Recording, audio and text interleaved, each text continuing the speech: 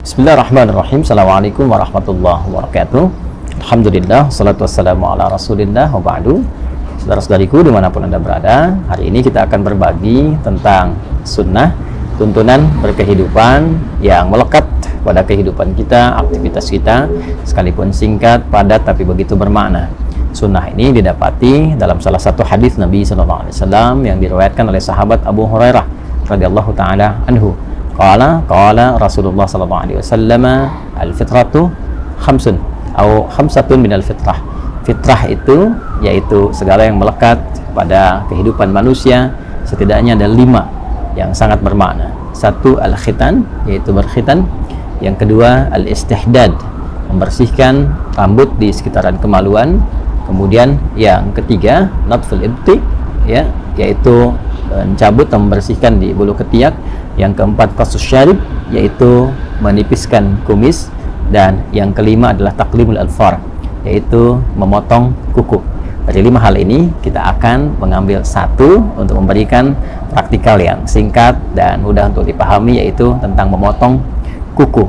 Dan melekat ini disebut dengan fitrah karena membersihkan, memotong, merapikan kuku adalah bagian yang menunjukkan tentang kebersihan yang memang menjadi bawaan fitrah manusia, cenderung hidup lebih bersih, lebih rapi, lebih indah, dan lain-lain sebagainya. Dan kuku adalah bagian yang melekat pada kehidupan kita. Karena itu insan beriman, orang Islam itu mesti tampil dengan bawaan fitrahnya, senang dengan kebersihan, kerapian, termasuk mengatur tentang kebersihan dan kerapian kukunya.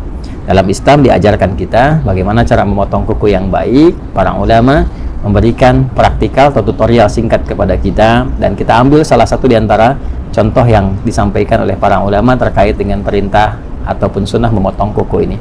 Al-Imam An-Nawawi dalam konteks memotong kuku, beliau mengajarkan kepada kita, ya khususnya ya sekarang saat saya mengambil video bersamaan dengan hari Jumat, ya ada sunnah untuk memotong kuku.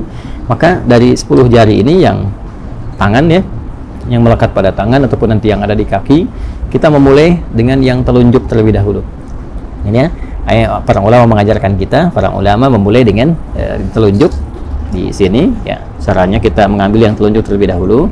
Yang memotong mungkin punya cara yang tersendiri. Dimulai dengan telunjuk, kita rapihkan berkesesuaian sehingga tidak terlalu dalam juga. Ya, bisa kita ambil sedikit misalnya. Ya, bismillahirrahmanirrahim. Kita ucapkan bismillah, ya, untuk bisa menjadikan bagian kegiatan sebagai ibadah, ya. Nah, ini seperti ini teman-teman sekalian. Ya. Ya. Nah, ini sengaja saya tadahi menggunakan tisu, gitu ya, agar juga bagian dari potongan kuku tidak kemana-mana. Dan nanti ada hikmahnya, ya. Saya jelaskan dulu secara keseluruhan, nanti hikmahnya di akhir saya tutupkan. Jadi setelah dari telunjuk sini, kemudian sampai mulai dari kelingking, ya, dari telunjuk di sini selesai, maka dilanjutkan dari kelingking, ya, ke sini telunjuk selesai, kemudian pindah ke kelingking, kemudian ke sini jari manis, ya, jari manis dan jari tengah, lalu jempol. Ya, mulai dari sini telunjuk, berpindah memulai dari kelingking, jadi dari telunjuk ke kelingking, kedua kelingking, dan jari manis, jari tengah, kemudian jempol. Jelas, ya? Lalu berpindah kemudian ke sini bagian kirinya, dimulai dari kelingking, kemudian jari manis, jari tengah, telunjuk ke jempol. Jadi urutannya di sini telunjuk, kelingking, jari manis, jari tengah, jempol, kemudian pindah kelingking, jari manis, jari tengah, telunjuk, kemudian jempol. Demikian di kaki. Ya, kalau sudah selesai ini, kemudian tadi kita tadahi, ya. Ini saya contohkan tadi satu yang telunjuk karena di hari Jumat saya sudah mendahulukan memotong keseluruhannya. Jadi saya urutkan saja tadi seperti tadi saya sampaikan. Jadi telunjuknya sudah, kelingking sudah sampai ke jempol, kemudian dari sini kelingking sampai ke jempol, selesai kita tadahi. Ini maksudnya supaya mudah untuk dikumpulkan. Ini tinggal dilipat, ya, seperti ini misalnya, dan dilipat. Nah, ada lagi asar itu jejak yang bisa kita dapati dari contoh-contoh ulama yang bersambung pada sikap-sikap mulia, ya, biasanya nanti sampai ke sahabat atau sampai juga kepada Nabi Sallallahu Alaihi Wasallam. Nah, dari kalangan sahabat ada yang membiasakan seperti Ibnu Umar, ya, atau hadis-hadis, riwayat-riwayat yang disampaikan oleh Imam Sufyan Ats-Tsauri misalnya, ya, memberikan kesan kepada kita bahwa setelah selesai potong kuku ini akan lebih baik kalau bekasnya bisa dikuburkan.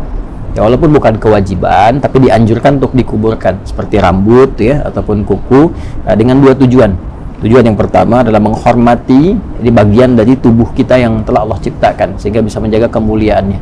Ini kan bagian dari tubuh kan, jaga kemuliaannya jadi nggak dilempar sembarangan. Walaupun mungkin kita bisa dilipat seperti ini, dibuang ke tempat yang layak gitu kan. Nah, itu sebetulnya tidak ada masalah juga, tapi akan lebih mulia kalau bisa dikuburkan, lebih bagus. Yang pertama takrim, untuk memuliakan pada bagian tubuh yang telah Allah ciptakan. Kemudian yang kedua, yang penting juga menghindari hal-hal yang bisa menghadirkan madarat yang tidak tampak. Ya, madarat itu hal-hal yang membahayakan kepada diri tapi tidak tampak. Seperti kebiasaan-kebiasaan tukang sihir misalnya, ya, atau hal-hal terkait magic yang seringkali menggunakan bagian-bagian dari potongan tubuh, khususnya rambut. Ya, ada juga yang terkait dengan kuku. Ada juga yang menambahkan secara fikih supaya tidak dijadikan sebagai bagian dari potongan-potongan untuk kepentingan-kepentingan lain. Seperti kalau rambut kasusnya jadikan bagian potongan-potongan, ada yang digunakan untuk pakai wig dan sebagainya. Nah, itu supaya tidak digunakan pada yang demikian akan lebih bagus kalau dikuburkan.